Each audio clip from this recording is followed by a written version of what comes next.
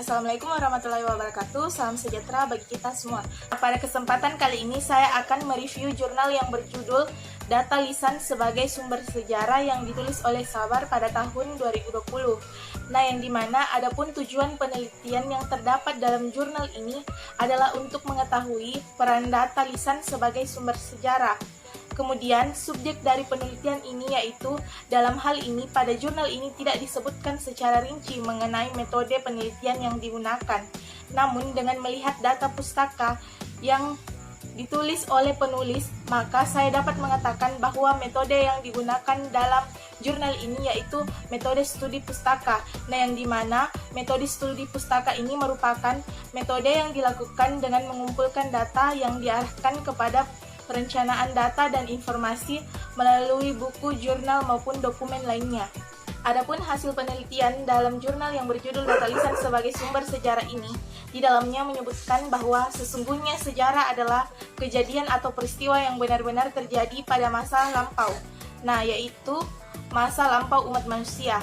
Nah, dan yang dimana juga memahami sejarah berarti memahami proses perubahan, hubungan sebab akibat, dan kesinambungan dari aktivitas manusia masa lalu.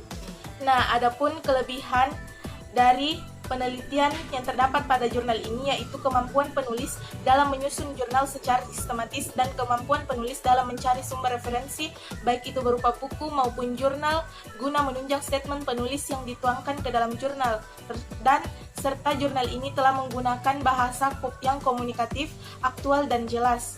Nah, sedangkan kekurangan dalam penelitian ini yaitu terdapat pada jurnal yang tidak adanya sumber lisan yang digunakan untuk menulis jurnal ini, yang dimana pada jurnal ini hanya terdapat sumber yang bersumber dari buku, jurnal, dokumen, dan beberapa artikel.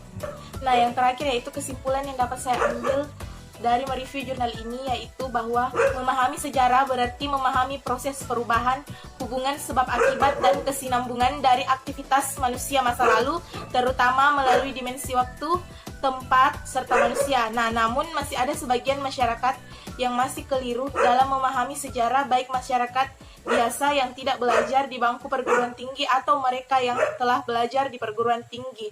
Dalam jurnal ini juga menyebutkan pula bahwa masa lalu manusia sebagian tidak dapat ditampilkan kembali karena kurang tersedianya atau tidak ditemukannya sumber tertulis atau bahkan sedikitnya orang yang mengingat peristiwa masa lalu tersebut. Nah, sekian itulah tadi sedikit hasil dari review saya mengenai jurnal yang berjudul Data Lisan sebagai Sumber Sejarah. Sekian dan terima kasih.